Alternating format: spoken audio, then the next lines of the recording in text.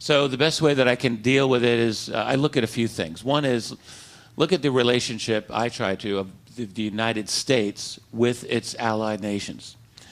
The United States, of course, is without question the senior partner in nearly all of its relations with other nations. You look at Europe, which is nothing really more than a vassal of the United States at this point through NATO. You look at the Canadian government and military, ditto. You look at a U.S. relationship with all of its other, for a perfect example, when you study the global military spending, all right, right now the United States spends about 40% of all military spending in the world. That's by far and away the greatest. Now there's China and Russia, which are 2 and 3 in the ranking, 8% and 3%. And then all of the other nations that follow are, in fact, U.S. vassal states, I would suggest to you.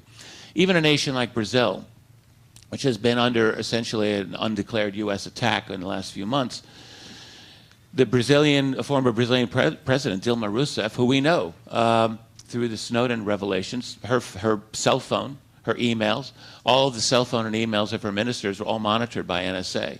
If Dilma Rousseff had wanted to say something like this, the heck with the United States secrecy, we have our own UFO cases, we're going to disclose them. I guarantee you, Dilma Rousseff would have to be very careful about her planning of such an event, because none of it would go without the so-called Five Eyes, that is NSA and NSA equivalents in other nations. They would know. The United States has, this is never discussed in international politics, but the United States dominates nearly all of the other nations, except China, except Russia, and a few other smaller nations like Iran and Syria and so forth, North Korea. But Russia and China are the big wild cards. That's a whole other conversation we'll need to have.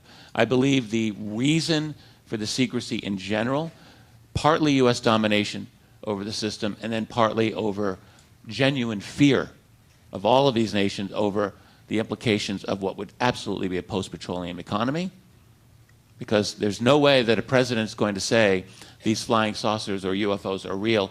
It'll take all of 5 minutes before people start to realize they're using something other than petroleum to go from point A to point B. And implicit then is a post-petroleum global infrastructure. Okay, a quick comment. Mr. Hallier would like to weigh in on this. Yes, one additional person in Ottawa who would know is the Chief of Emergency Measures. And the reason I know is I interviewed the previous one who is now deceased.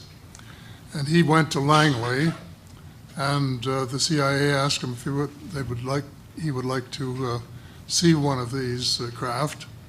And they flew him to Area 51 and let him go inside one and observe it and make notes and all of this sort of thing.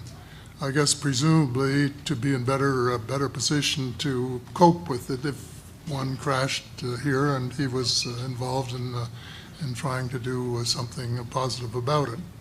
And but before he was allowed to go, he had to sign an oath of secrecy and not tell anybody. And during his life, he didn't tell anybody, including his wife.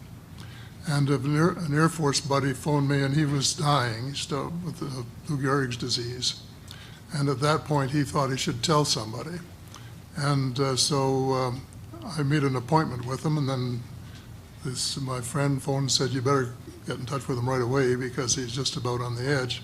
I phoned him. He gave me a full report of what he saw and the whole idea of the inside of the craft and this sort of thing.